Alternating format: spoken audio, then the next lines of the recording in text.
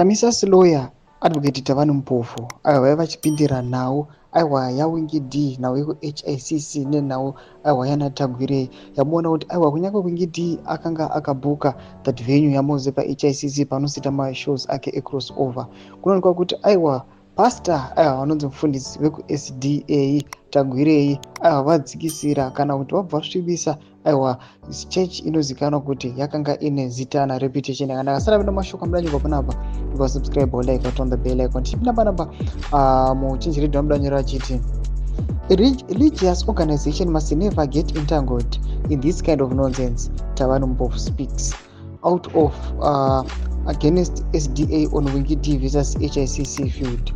Below is what he said. I'm compelled to share my genuine substantive concerns about the Wingi D, Tagwirei and HICC saga. It appears that Tagwirei, through his Bridging Gaps Foundation, which on the evidence has created more gaps than it has bridged, made a lucrative offer to HICC, essentially enticing them to abandon their long-standing partnership with Wingi D.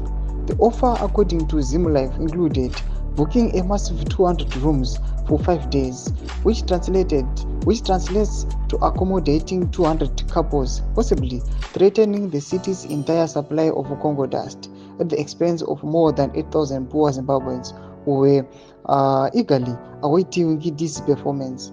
Wingi D's performances are, as well we all know, therapeutic, as they are emancipating and are for that reason not just a musical journey but constitute much needed balm for the bruised and broken souls of those trembled upon. Ndomashoko anaitwa panapa na Tavani Mpofu aiwa tanguya tikangoverenga kasection aiwa kanoratidza kuti aiwa vakomana aiwa vana Tagwirei vanonobraiba vakomana vepaHICC kuti vagobloka vakomana vanonzi Wingi D. So zvamuziva kuti aiwa Wingi D munongomuziva kuti aiwa anoenda against vakomana vethe regime kunyange dzimwe nziyo dzaanoimba munongodziziva ndobva vakomana vakamusabotaja.